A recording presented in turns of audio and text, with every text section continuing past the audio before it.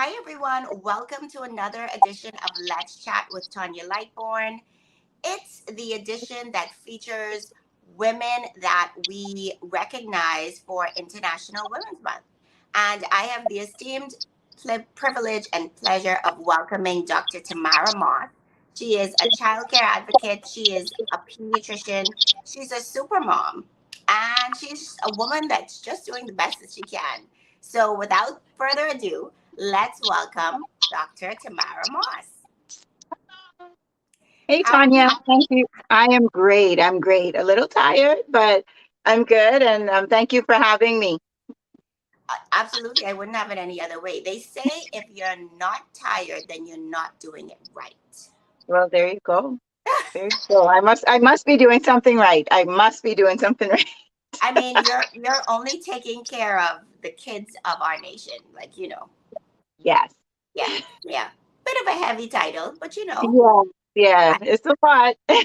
I think pediatricians are they are doing it like because you have a heavy title, a Yeah. really heavy title. So we're gonna just dive right in. Um, I know that you originally practiced or were in private practice in Freeport in our capital city.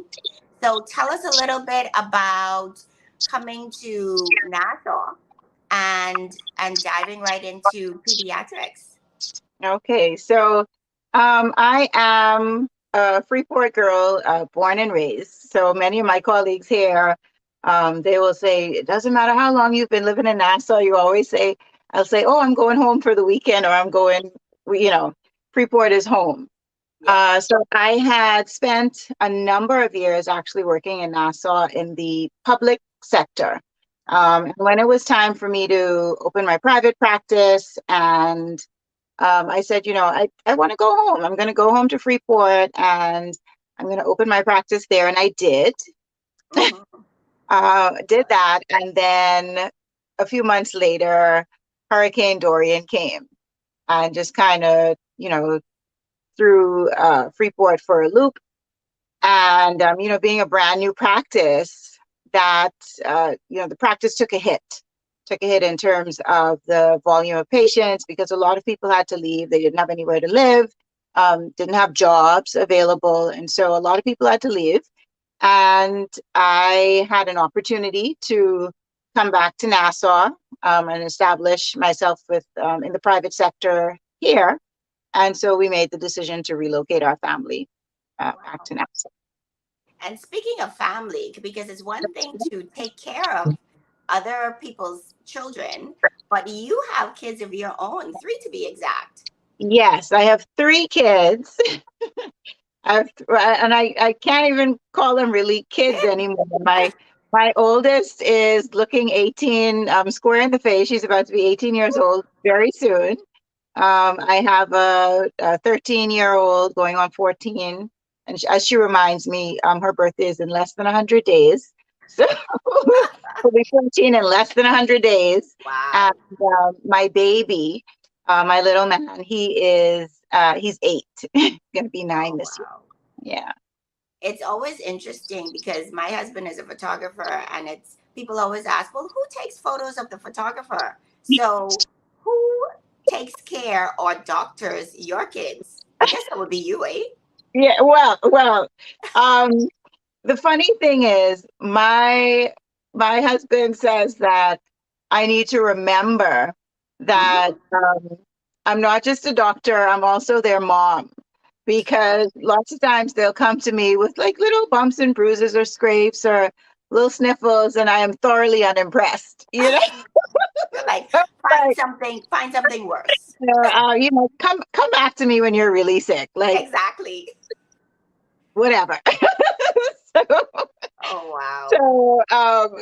there'll be instances where he's like, you know what? I think I need to take my kids to the doctor because their mom, you know. So yeah, Yeah, wow. Yeah, no, that's always interesting. Meanwhile, I remember specifically one shoot turned family photo shoot that was very unplanned. we ended up, we said, okay, well, the kids are here, we're here. Let's just do something very like, natural. Mhm. And I said, well, who's gonna take the photos? He said, oh, what's gonna happen is I'm gonna position you guys, and then I'm gonna run back to my position and do a self timer, and then it'll take the photo. And that was our first family photo shoot. There you go. That works. I'm an awful from a patient perspective. I am the mom who will schedule the well visits and then have to like cancel at the last minute. Like I am one of Cancel? those, Ah, yeah, like cancel at the last minute. I am one of those nightmare type parents who is like, oh, well, don't even put these people back on the schedule because they're not going to show up when they're supposed to. Just let them walk in and we will deal with them when they walk in. So that is kind of the reputation that I've so you, developed because like my life is yeah. so busy. I do tend to have to kind of schedule and reschedule and that sort of thing. So um, while I feel like I am a great pediatrician from the Mhm. patient side of it, uh, I'm one of those terrible patient moms. So you are the patient that you don't want a part of your practice. Pretty much the patient that makes your life pretty difficult, who is gonna, um, call you in the middle of the night for something just or send you a message in the middle of the night for something completely non-emergent because I just happened to remember it at that time, like 2 o'clock in the morning, like, oh shoot, I forgot I was supposed to Yeah. mention this rash. So let me just send you this this message. Sorry for Sorry disturbing for you. the late message. Hope this doesn't wake you up, but Wow. But you know what? That makes for great experiences. So when you have those parents that are, a little bit more anxious than the average parent, you totally get it. yes, and it gives me for sure more patience in Hmm. dealing with people because I know how I am on the Yeah. other side of it. So Yeah. definitely, I have a lot of patience when it comes to dealing with those types of families in my practice. Yeah. So on the well, so we're gonna dive into what's been happening post pandemic, because that's, listen, it's a jungle out here. It's wild. Um, what's happening in terms of volume now? So you are a pediatrician. You are also at you work in both hospitals, correct? Yes. Yeah. So just tell us how you run the gamut. What's a day? What's a typical day like in the life of Dr. Tamarra Moss? Oh my gosh. Well, let me start by saying that now that everything is wide open, there are no masks, it's respiratory virus season, it is a free for all. Ooh, Our kids are getting sick and they're getting sick more frequently.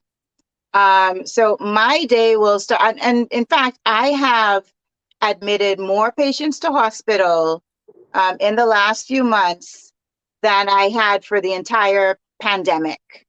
oh my, Uh, so for patients who would have had COVID, like my pediatric patients, I may yeah. have admitted maybe about two or three COVID positive patients to hospital for respiratory distress during the pandemic. Mm-hmm. Uh, Now, like I'll walk upstairs on the ward in the hospital, and the nurses will be like, "Oh, Dr. Moss is here to see all the patients. Like every patient up here belongs to you."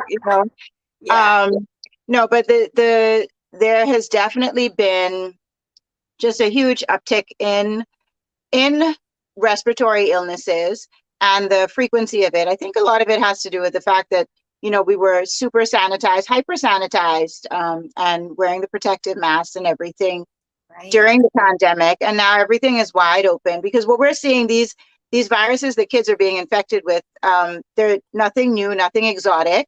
Okay. It is that 5 and under age group typically who are seeing the most severe symptoms associated with it, but uh, they have about 2 or 3 years worth of respiratory infections to catch up on. Oh my goodness. So and they've been catching up.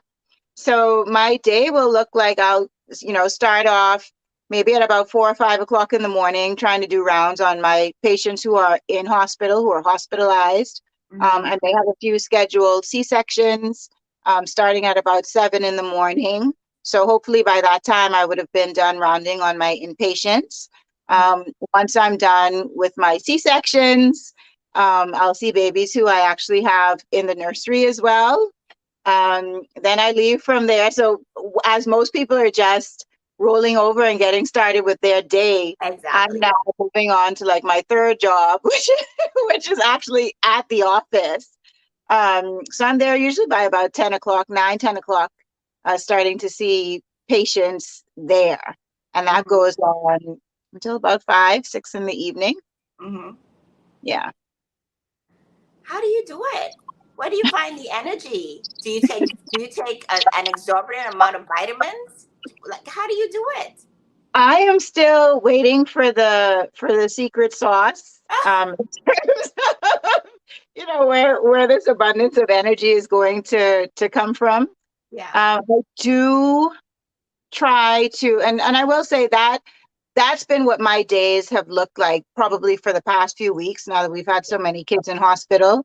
Mm-hmm. Um, but I do try to get up early, get a workout in, eat breakfast, make sure that it's something nice and balanced, kind of get the kids together for school, take my vitamins, meditate, pray, and do what I need to do to get my mind um, right for what lays ahead of me for the day. Okay, so I heard you say a couple of things, right? Because all of those things, Hmm. every last one requires effort. Yeah, However, I am going to, are you saying that a workout helps set the tone for your day? absolutely, absolutely. Wow. And for me, it's I think a part of it is that I work out alone. Like Okay. I don't like exercise partners, workout This is partners. your time. This is my time. Like this Wow. is Tammy time. I need to be able to be in my head, kind of sort through all the things that I have on my plate, come up Mhm. with my plan of attack for the day, Yeah. and the different projects that I have, going on in the weeks ahead. So that's my time. That's my Yeah. time. And the workouts really do help kind of clear my head and make me focused and kind of centered on the now as well, where I am and just be present. Yeah. I always say that when I work out, my workouts are 5 a.m., like 3 times a week, four if I'm being ambitious. But I always say that that is pretty much the only time I have for myself. And Absolutely. you need that. Yes. Yes. No For kids, sure. no husband, no partner, just me and my thoughts and my trainer. Yes. but Yes. but it's the only time I have for myself. And possibly about 45 minutes between the end of the workout and then when the house starts to awake. Yes. Everybody starts to wake up. Yeah, wow.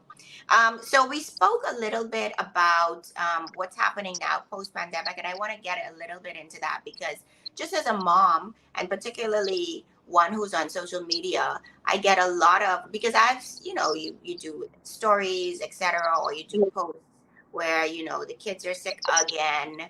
Hmm. In my instance, my 4 year old really has only been in school a year because COVID happened, the variants happened, and we just weren't super comfortable putting her in school right away. And Yeah. so, but just like myself, I'm the average mom. Other parents comment, like, listen, it's wild out here. My kids are home every 3 weeks. If it's not that, it's sniffles. Mhm. Um, several things going on. So, how has your practice been affected, or what's really been going on? You found what's the common denominator with kids coming in, and because I feel like it's a discussion among parents. Mhm. um, and I don't think we've outside of visiting a pediatric office, obviously, which we all should do when we see it get to a certain point. What's been the temperature of your pediatric offices? Is it crazy? Are you seeing a lot of the same things? Like, what's it been like? Well, it's been crazy. So for my practice, Healthy Kids, we have daytime hours. So my colleague and I, Dr. Valencia Johnson, we Mm-hmm. do daytime office hours where we do our regular well visits, have some walk-ins come in with little sniffles, coughs, colds, that sort of thing. Mm-hmm. Um, but we also have an urgent care part of our services that we run in the evenings, Okay. from five o'clock until 9 o'clock in the evenings out of Mhm. Oak Tree Medical. Yeah. And when we got started in December, you might see like a few patients a night. Now, for the past 2, maybe 3 weeks, we have been seeing like 15, 16 patients coming in a night with fever, cough, runny nose, children wheezing, needing to be nebulized. A few weeks ago, we had one of the viruses was actually, in addition to respiratory symptoms, causing gastrointestinal symptoms as well. So we had kids Oh. coming in vomiting, diarrhea, severely dehydrated, and just putting up fluids, that sort of thing. And as a primary care pediatrician in your office during the daytime, you may on occasion get one or two patients who come in, over a period of a few months, who may need some IV fluids or something like that. Okay. And now it's almost on a weekly basis, several times a week, you have patients coming in dehydrated, who we're running lines and giving fluids in office and medications to help reduce the vomiting and that Mhm. sort of thing. So there is parents are concerned, and their concern is legitimate. There, Yeah. there has definitely been an increase, I think, in the frequency of these illnesses over the past few months. Yeah. You said something that I think is worth mentioning again. Um, One of the things being that we protected ourselves. We were hyper sanitized, Yes, and so we have 2 to 3 years of illnesses to catch absolutely. up on. Yeah. So So so the kids that go to school are almost always going to catch a cold, new environment, immune system building, etc. But now it feels like double that. Yes, they're getting hit back to back, because any pediatrician will tell you that 5 and under age group, Yeah. those brand new kids, their immune systems barely know what they're supposed to be doing. Like they're inexperienced, or what we call naive immune systems, haven't really been exposed to much. And so for the average child under ordinary conditions, that 5 and under what we call preschool age child, Yeah. their job is to go to school, pick up germs, let their immune system get the experience to fight it off and get better and go back, right? Ordinarily, this will happen where they may pick up an infection like once Mhm. every few months. Mhm. But if you say, well, once every few months over a 2 to 3 year time period, to just give them time to space it out, what's been happening is Yeah. they've gone into school with these completely naive immune systems that haven't been exposed to anything, um, and now they're requiring it to work. And so it's taken a little while, I think, for their immune systems to figure out. What I really compare it to is like someone invading a country that has a strong military presence. They do drills all the time. They always practice. It's like the difference between invading, is it North Korea, Yeah. who have, they're always practicing and putting, sending out test missiles, and their guys, they're always ready to go, right? Right. As opposed to invading someplace like the Bahamas or Turks and Caicos, where we have no, we're We not haven't a practiced. military. So it would take us a while to find people to fight. It would take us a while to get them prepared. Yeah. And so when you look at the immune system's job is to fight off invasion by pathogens. Yeah. And so their immune system wasn't doing any drills for for the last few years. And so And it really kind of took them a minute to figure yeah. out what they're supposed to be doing, Mm-hmm. and get all of those building blocks and fighters together to Yeah. really start to fight off these infections. Because those fighters were asleep.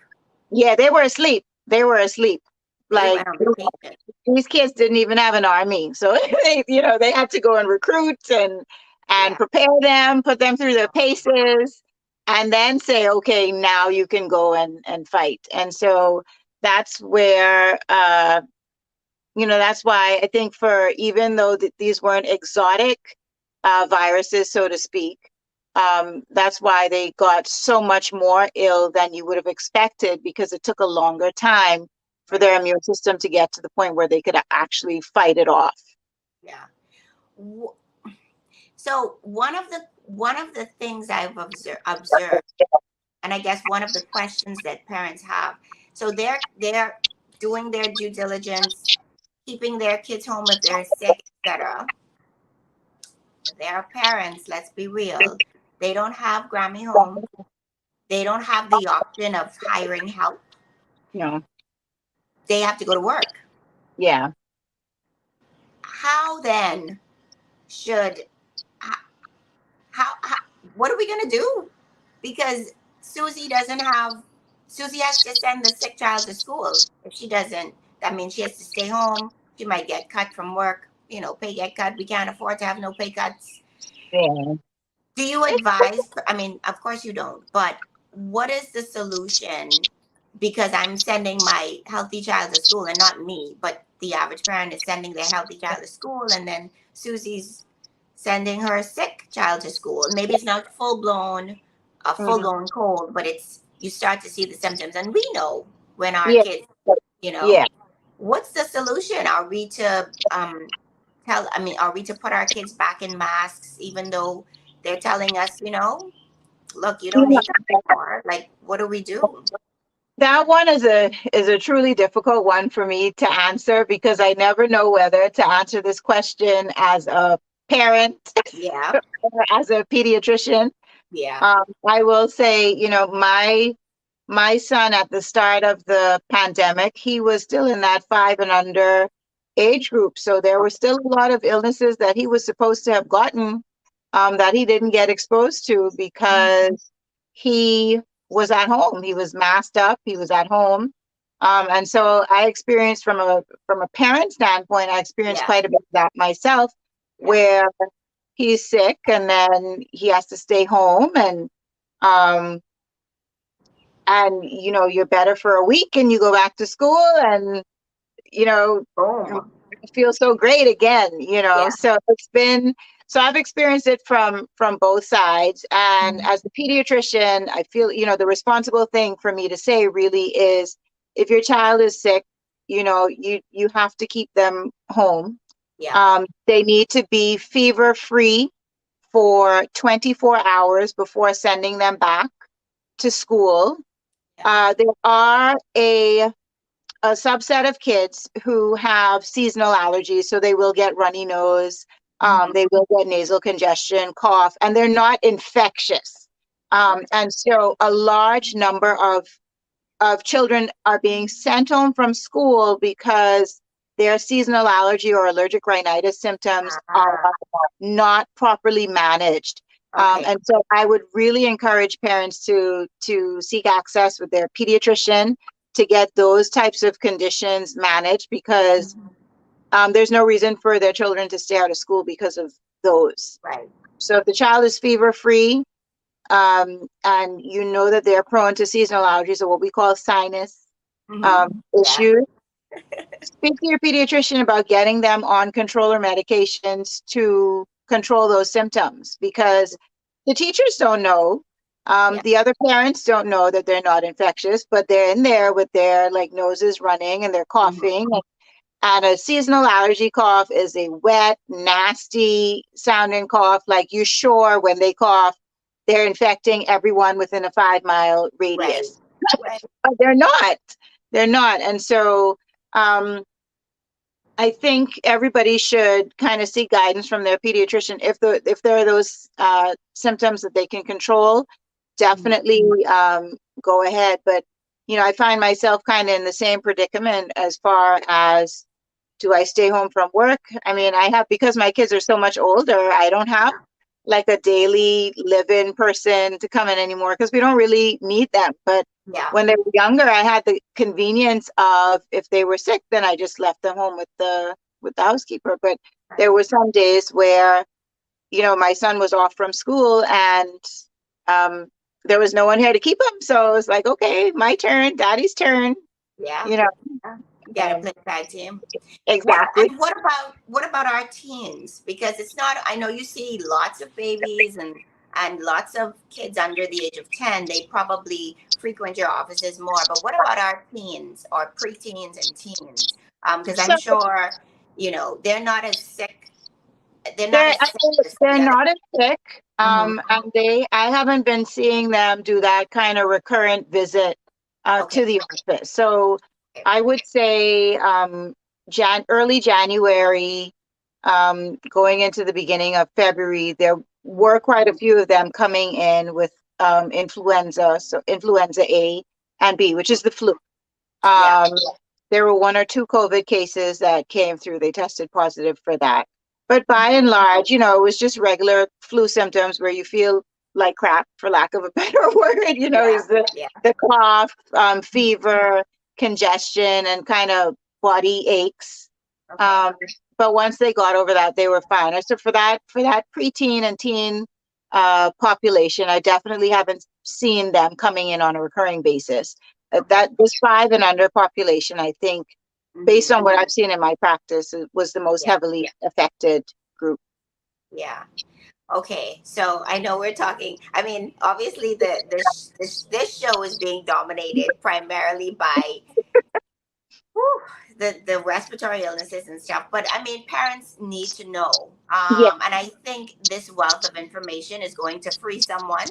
It's going to cause a lot less stress. It'll yeah, probably cause people to come into your practice to see you, which is great, and or it will encourage them to ask more questions when they go to see their pediatrician. Because let's just face it, you're paying for office visits, whether it's out of pocket or NHI, or mhm, you have insurance. Like, these are the conversations that you have to have with your doctor versus just going and seeing the doctor and leaving with medication or prescription for yeah. medication.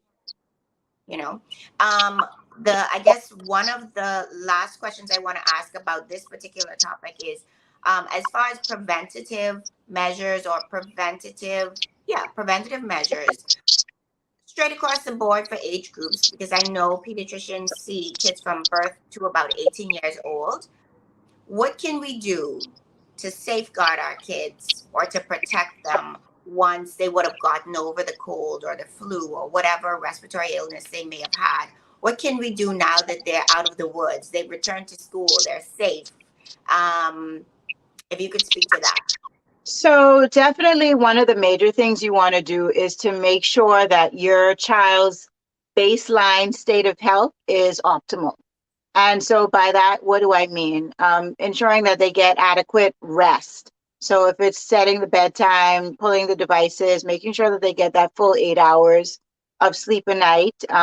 I do have an article on my on my page about what the appropriate amount of sleep is for each age group. So parents can check Awesome. that out. So making sure they get adequate rest, Hmm. ensuring that they're eating properly. So from all of the food groups, your 5 servings of fruits and vegetables a day, making sure that they're adequately hydrated. So at least 8 ounce cups of water a day. The water requirement differs by age as well. So I do have Right. that that information available as well. Um, Awesome. but making sure that they're adequately hydrated for their age, and not so much waiting until they're thirsty, Hmm. but put them on a schedule with getting their water and fluids in. Um, if they are picky eaters and tend not to eat a variety of foods, putting them on a multivitamin to make sure that they have all of the building blocks that they need to be able to regenerate everything that they used up in fighting these infections. So just Hmm. maintaining, if they have chronic illnesses, things like sickle cell, um, or other childhood chronic diseases, making sure that those things are well managed, because everything that their body has to fight Yeah. They're using up the body's resources. They're depleting stores of nutrients. And Hmm. so you need to make sure that all of those things are controlled so that they're in their optimal baseline state of health and ready to take on whatever germs come their way. Right. Yeah, And then obviously, to keep in touch with your pediatrician just to make sure that sure. whatever things are happening. I should have said that because I should have led with that because this is why the annual well visits are so important. Yeah. Um, on average, when you bring a child in for a sniffle, cough, cold, they're in the office with us for 15, maybe 20 minutes for us to address that specific issue. Those Yeah. annual well visits are a lot longer. We go through every organ system to make sure that everything is okay. We tackle every illness on their problem list to make sure that everything is being adequately managed and that they're doing well and in a good position to thrive, really. Yeah. Yeah. And I am empathetic towards, I mean, there are people here, quite frankly, who just can't afford it, Yeah, and I know one of the things, as a childcare advocate, one of the things that you will always advocate for is that, kids get their visits between, absolutely. is it like birth to 5 years, that's that critical age group? Absolutely, because that's when the bulk of our childhood immunizations are administered. Yeah. So that first to 5 year, that's when the bulk of your physical growth and development, your mental development and everything, cognitive development, all of those things, all of those, the foundation for your healthy long life is being laid down in those first 5 years. Hmm. Um, yes, there are people who have the luxury of coming to the private office to see whether they can afford self-pay or have private insurance to cover that. But the government has the Ministry of Health and Wellness has a very robust public health program that's able to address the needs of these children in the public sector as well. Right. Um, and then there's also the development of NHI, which is our national health insurance, Yeah. where we have pediatric specialists, myself included, Mhm. available for you to register your children and bring them in free of charge to have these annual well visits done. Yeah. So really, there is no, there's somebody here to service everybody.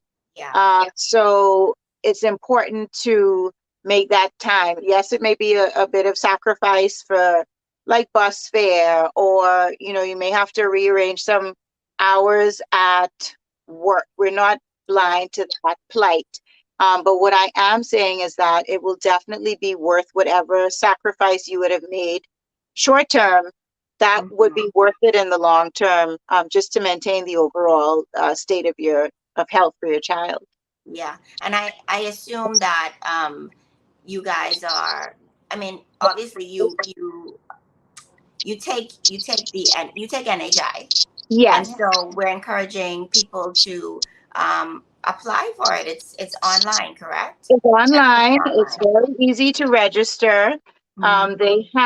So I do have the links to NHI's website Yeah. on both my Kids Doc Instagram page as well as my Healthy Kids 242 Instagram page.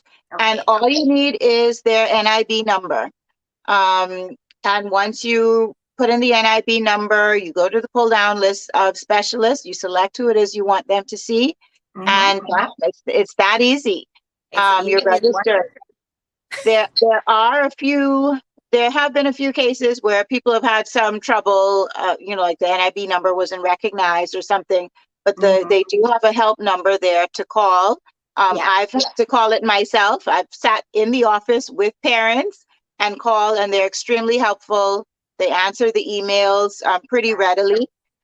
So I honestly, at this point, I think if it is that your child is not registered, if they have an NIB number and they're not registered, um, it may just be because the parents don't want it bad enough because it's easy enough to get them Yeah. on. Yeah. Yeah. I've signed both my kids up, and it was so simple. The helpline is They're excellent. They answered all the questions, very patient.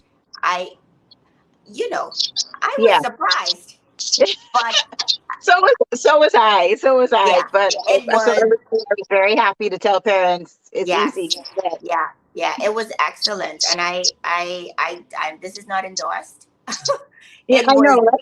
easy as pie. It Yeah. was very very easy. So thank you for that. And because some parents think that doctors are there, they only want to take my money, etc., etc. But kudos to the government for NHI creating Mhm. it, seeing it through to the point where people, it's there now, and Yeah. people can utilize it, and you can go to a qualified pediatrician like yourself and so many others who will not discriminate, won't look at you sideways. Oh my goodness, you have NHI. No, no, bring your No. kid. That's all we care about. Exactly. We just Yeah, want our kids well. yeah, I'm always disappointed when I hear people talk about conspiracy theories and all these underlying motives and that sort of thing that we have for wanting to maintain the health of our children. yeah, At the end of the day, a country's future is really only as bright as the kids yeah, that are yeah, coming up. yeah, These children who we are responsible for making sure their growth and development, their cognitive development is on target, yeah. that they're healthy, free of non-communicable diseases and that sort of thing. These are the people who are going to be our doctors and government Mm-hmm. leaders and lawyers and Yeah. teachers and everybody in another 20 years. Mm-hmm. And 20 years is not a long time. Nope. 20 years is not, Nope. so these are the people who are going to be in those positions in 2 decades from now. Yeah. And you want them to be in their optimal state of health to be able to join the workforce and keep our country moving forward, Yeah. And forward, so forward, they can take upward, and care of onward, we say. so that they can take care of me and you. Exactly, exactly. So I Yeah. need the yes, I do have selfish motives. I want to make sure that they're okay so Yeah. that when it's their turn to turn around and take care of me and be my doctor and Listen. teach my Absolutely. grandkids and that sort of thing, that we have the best and the brightest doing it. Yeah. Yeah. No, I totally agree. So let's pivot a little bit because, man, I feel like just as a parent listening to you for the last, I would say, 15 minutes, there's a wealth of knowledge. And this Yeah. is this is information that you would ordinarily go to your doctor for. So Yes. thank you for that. So let's pivot a little bit because we're celebrating quite a bit of wins with you and for you. Yeah. So Healthy Kids Pediatrics is on the move. Yeah. You are on the move. You've been moving from Dorian, Yes. literally. So tell us a little bit about the good news that you guys are celebrating and what's a little bit of what's to come. Yes. So Healthy Kids Pediatrics is the brainchild of myself and my colleague, Dr. Valencia Johnson. Mm-hmm. We kind of came up through the trenches together in pediatrics through University of the West Indies at Princess Margaret Hospital. So we've seen the good, the bad, the ugly, and everything with each other. Like you do one of those 36-hour calls with somebody and you get to know them on a different level. And we did those together for years. Wow. We've saved lives together. We've cried with her, like picking me up off the floor after losing a patient. I've dragged her off to some closet and like, come, let's wipe this face off. So there's a different level of camaraderie in what we call this medical fraternity when you come up through the trenches with somebody. And so we had always kind of discussed what we thought our careers would look like, what our visions for our own practice would be years down the line. And, we always had very similar visions for what we wanted for our practice. And so Mhm. we made a decision, well, let's go and let's do this. Let's open Let's our own do it. practice together. Let's And open that's our own okay. practice together. And so we've been planning, and we opened Healthy Kids Pediatrics at Oak Tree Medical Center in December of last year. Mm-hmm. And so we operate mainly out of the Prince Charles office and the flagship location in Palmdale. And we've been extremely well received and very, very busy. Uh, Excellent. but but both of us have clients in the Western District of New Providence. Okay. And so we actually have our Cable Beach office opening in a matter of weeks. So very, Awesome. very short period of time. So we're very excited about that Mm-hmm. because that office will be our Well Healthy Kids flagship office. It's Okay. just pediatrics, no grown folks in the building other than parents. So it's all kid focused, kid centered. So we're very, very excited about that. Excellent, excellent. Yeah, I'm excited for you guys as well. And it's good. I mean, I always tell parents like when they ask me, I always say, listen, you should have a plan A and a plan B, pediatrician. Always, always outside Absolutely. of the hospitals, because they are there to service, everything else. But you should always have a plan A and plan B, like, you know. Same. I always tell people, same as like for your hairdressers and makeup artists, you you need to have a contingency plan. Correct, Because if you correct. can't get in, or if you're in a bind or they're unavailable, Yep, it's always good to have a backup plan. yeah. So, And you I guys service ages from birth to from 18 birth years to 21 to to 21. 21. Oh, Yeah. wow. So Wow. under NHI, sorry, Mhm. under NHI, we see up to age 18, Okay, but privately we do see all the way up to age 21. And okay. then once they're done with college at around that time, we kick them out. We say, okay, well, it's time for you to go. Yeah, Find an adult doctor, go be a grown up. right. Um, There's man and woman now. exactly, exactly. So we do have a medical home for them right up Yeah, until that point. So we attend deliveries. For well, all babies need a pediatrician.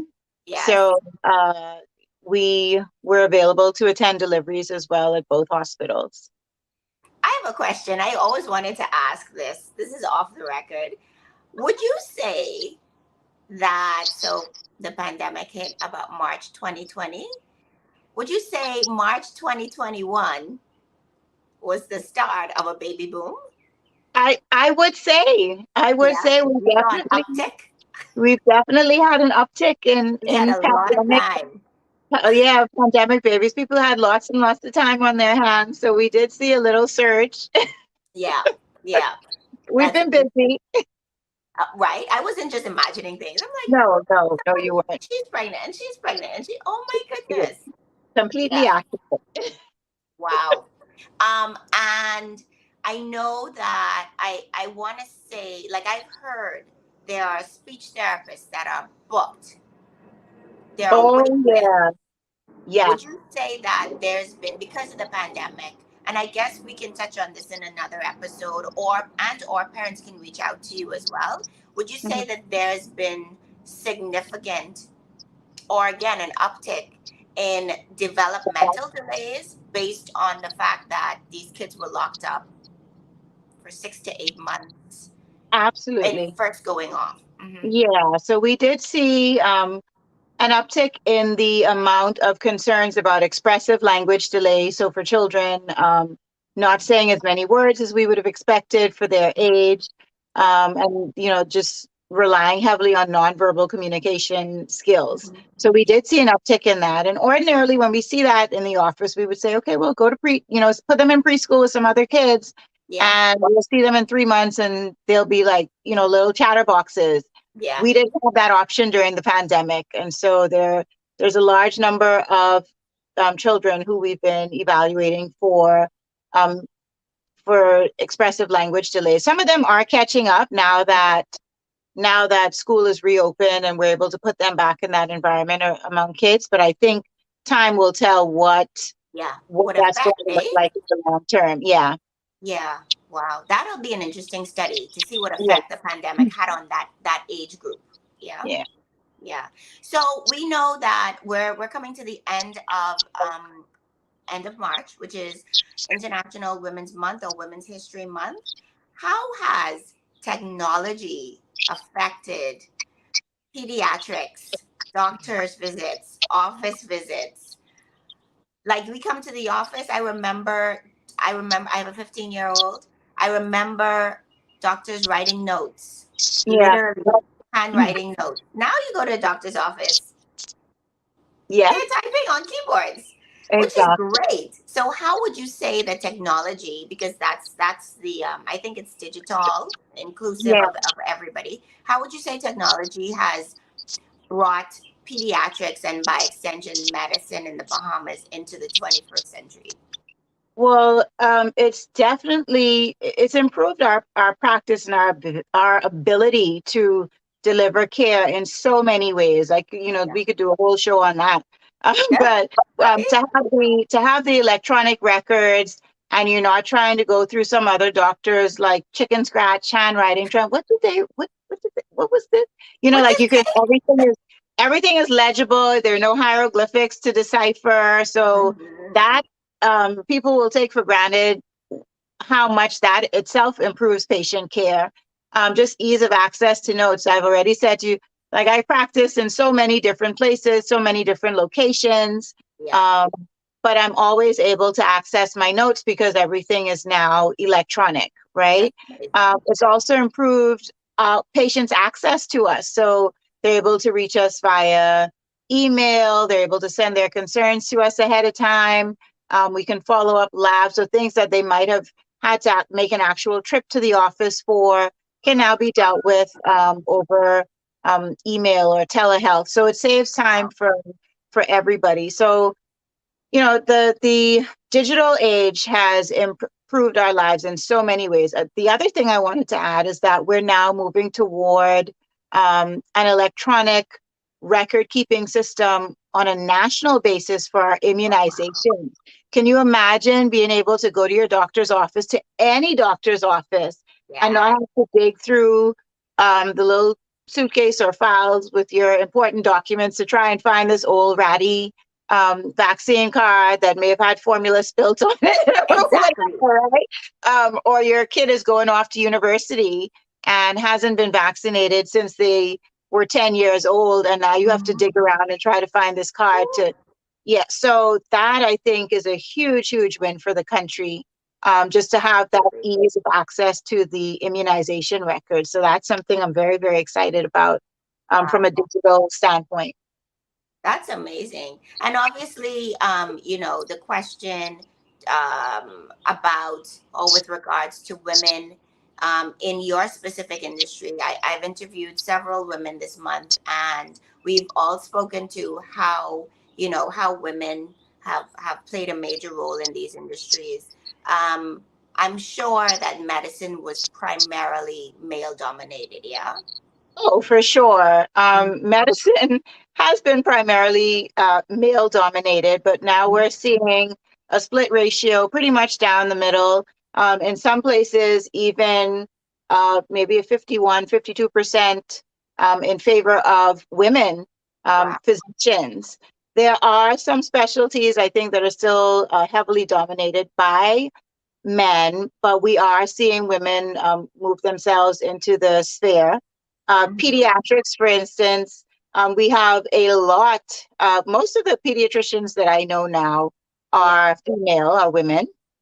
Awesome. When I was little, there were only ever uh, male Hmm. male pediatricians that I saw. Yeah. So that's something new. And in fact, I said to my colleague, Dr. Johnson, I said, well, I think we may have a hard time finding a male pediatrician to come and join our practice. You want that male energy in there, but Yeah. they are now a rare breed. So we're gonna have to kind of comb through and search and see if we Wow. can actually find That a is that's pediatrician to come and join us in the practice. So we'll see how that goes. yeah. But yeah, women have definitely made their presence felt in every level, top levels of the medical field. And lastly, well, two things. How important is me time to you and Dr. Johnson? How do you guys find time to just decompress? Um, n- kind of step away from everybody's problems or sicknesses? How do you find time to do that? And what is it that you enjoy most? So we definitely make use of the putting our the WhatsApp stuff on do not disturb so that the messages aren't coming through. We don't feel compelled to look at them before a certain time of day. Dr. Johnson in particular, I'm an early riser. She is as well. I think I get up a little earlier than she does. But if I send her messages at 5, 6 o'clock in the morning, she's not responding to them until after 8 because she's not picking up her phone before then. Ah, That time is time for her to meditate and think yeah, and get all her affirmations in and all of yeah, that stuff. And I think those things are very, very important. What we do takes a lot out of us. Sometimes the messages, the phone calls, for what is an emergency for somebody. And even though I may think it's something not that important, something that could wait, if it's the yeah, mom of an infant, yeah, that's an emergency for them. for sure. And so, sometimes those calls will come in if I'm, at Bahamar trying to go down the water slide with my kids. And I'm like, well, this isn't really an emergency. This rash could have waited until tomorrow. I But know. it's an emergency for them. And Correct. so at some point we do kind of have to draw the line and set boundaries to say, okay, this is my protected time, so that I can deal with what I have to deal with. If it's an emergency, go to the emergency room and they will reach us. But you do have to, we struggle to find that balance between wanting to be available, providing service and guidance, and then just kind of carving out that time for ourselves. Right. Like I just want to be. I just want to be Yeah, me. like we just want to be, I just want to be Tammy. Yeah. That's why. Yeah. Yeah. I'm at a 10. I'm at a Yeah, 10. yeah. Find somebody else. Oh my goodness. And lastly, tell us where we can find you across social media, location wise. Like tell us Yeah. how we can best reach out to you. So I mentioned the locations here in Nassau. So the two Oak Tree offices on Prince Charles and in Palmdale. Mhm. There will be the Cable Beach office opening in a few weeks for healthy kids. In Grand Bahama, I am at Lucayan Medical Center. I do office hours there every other week. And so they're listed and you can get an appointment there if you're in Freeport. Mhm. On social media, Facebook, I'm on Facebook as Tamarra Moss MDDM. Okay. Um, and on Instagram, I am My Kids Doc 242. And then the practice is Healthy Kids 242. So all of that information, you follow any of those pages, and all of the information about my whereabouts from one day to the other Yeah. will be available. Excellent. I mean, you just, I can always find you. I can't miss you. Yeah. Exactly. I'm everywhere. Yeah. I mean, the responsiveness, top Yeah, tier. good, good, good. I'm We love glad it. We you love to think see so. it. Awesome. Well, thank you so much. I mean, this is I feel like I've just been sitting with you, catching up, Yeah, talking, it's and been a like while. bringing everybody else along for the ride because again, the questions, oh my goodness, the questions that we have as parents and kids getting sick and it's so I mean, every day post pandemic, listen, we're all just doing the best we can. Yes, Yeah, absolutely. And that's all you can do. that's That's all we all can you can do. But we're here to help as Yeah. pediatricians. So Mhm. please don't hesitate to reach out. And if I'm able to help in any way, of course, I will. Absolutely. Okay. Well, it's been a pleasure, an absolute pleasure. Thank you for lending us, lending us your presence, showing up for the kids of the Bahamas, being a child care advocate, seeing all of the scenarios that present themselves, and then, properly advising parents because, we rely on you guys for just knowing the way forward and knowing how to maneuver this wild thing we call life. Yes. But thank you so much for gracing our platform. It's been an absolute pleasure. So Thank we you. will see everybody on the next episode of Let's Chat with Tanya Lightborn. Take care.